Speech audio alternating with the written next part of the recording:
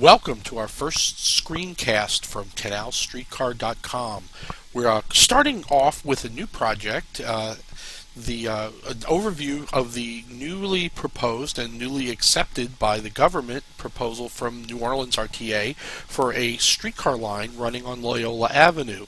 The Loyola streetcar line was one of three proposals that was made to the Obama administration by NORTA to as part of the overall stimulus funding packages and that sort of thing.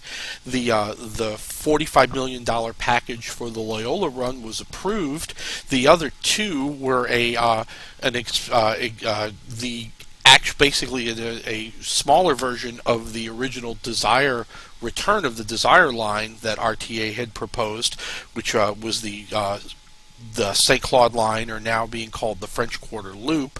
And then the third proposal was a streetcar run on Convention Center Boulevard. So the Loyola line's been approved to the tune of $45 million. And then Veolia Transportation, the management company that is running RTA and doing handling transit operations, has put together a good bit of financing packages and such, and the financial situation at RTA is good enough right now that they think they can put together enough of a proposal, a solid proposal, to bring the total amount of money involved here to around $115 million, and possibly do the French Quarter Loop as well. To give you some basic idea of what we're talking about here is some historic context. The area around Rampart, Basin Street, Loyola, Elk Place, this whole general area has been was historically a big hub for streetcar operations for a long time. The area you're looking at right now on the screen, we have the old Krause's department store here, and then the municipal auditorium in the back. But see, this is Basin Street going back this way. There's St. Louis No. 1 Cemetery. This whole area was not the big wide boulevard that you see now. Prior to 1952, this was the Southern Railway passenger terminal. There's a beautiful building right here, beautiful Greek Revival style building, and then the train tracks went all the way back to where the auditorium is now, and then turned and basically in this perspective made a left turn heading back out of town, and that's what is now the Lafitte corridor, was the tracks that accessed and went back out of town, the Southern Railroad tracks. That entire installation was ripped up in the early 1950s when then Mayor Shep Morrison put together the Union Passenger Terminal, and so all of the passenger rail operations were consolidated back at Loyola and Howard, which would be basically the bottom of this photo, and keep going down Loyola past Poydras to what is now the UPT. So this was always a big area for streetcar operations, and looks like it's going to get busy again. So here's a layout of the proposed line for the proposed Loyola Avenue line. This bright red here is the Canal line, and so this is the Loyola line here, starting at Canal and Elk Place, turning onto Loyola Avenue, and then terminating right here, right in front of the Union Passenger Terminal. This is the Amtrak station here, and then the train tracks going out from there. So this is the passenger drop-off loop right here. So we're anticipating that a terminal area for the line would be built right about here. Merging this with Canal Street's not going to be a big problem. All we have to do there is have RTA go ahead and do some crossovers, some switching track at this point to tie the two lines together. On the other end, probably what we'll see at on that side, here's the Union Passenger Terminal building. It's the Amtrak station. Here's the Greyhound bus station. Whoops. Come back to that, hang on. What we'll probably see on Loyola is going to be the same sort of crossover type terminal that we already have at Beauregard Circle, at Esplanade, Wisner, and Carrollton Avenue for the Carrollton spur of the Canal Line, or the trackage that you see at South Carrollton and South Claiborne Avenues that's been there for years on the St. Charles line.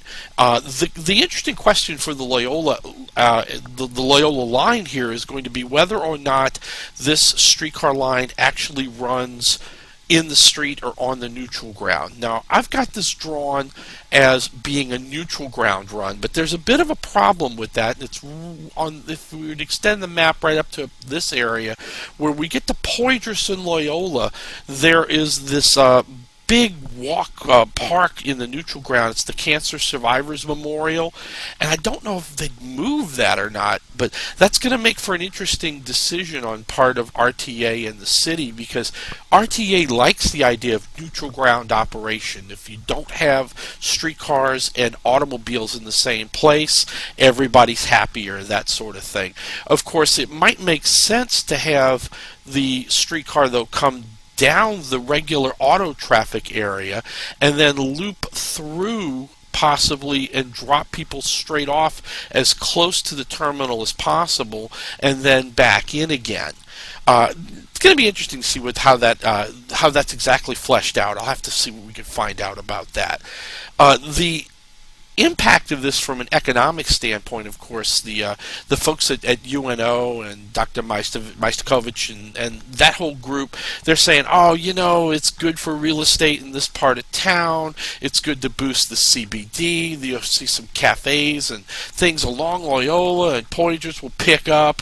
Yeah, you know, that's all true, but the big piece of this is this link here where we actually tie back together passenger rail with light rail transit in the city, because the Amtrak station is going to be the heart or the basis for if we ever do see a link between the airport and downtown by rail. UPT is going to be where that takes place. And of course, there's been a number of high-speed rail proposals tying Baton Rouge and New Orleans together.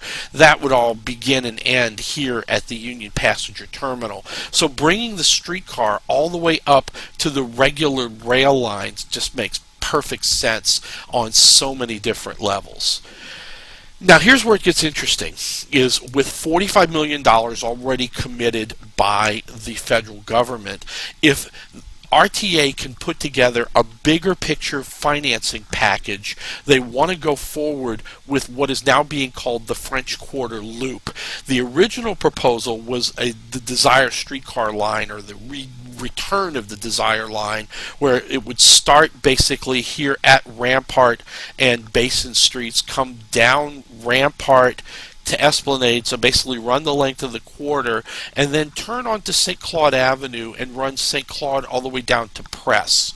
Now, the original Desire line went further, all the way here to Desire Street, but there's an issue right now with the Norfolk, in modern times, with the Norfolk Southern Railroad. There's a huge area right here. This is several tracks of Norfolk Southern Railroad trackage that crosses St. Claude Avenue here at Press Street, and there's some height issues and such, because the railroad operates those three-decker auto transport cars that are used to move new cars from one city to another. So that gets complicated with the overhead wiring needed for the streetcar. So basically that was always a sticking point before the storm with the Desire proposal. So RTA is basically given up on that idea of that extension, and what's being proposed now is to do a spur line that will run down Elysian Fields and then tie together here at the Old Mint at Esplanade and the River with the existing French Market terminal.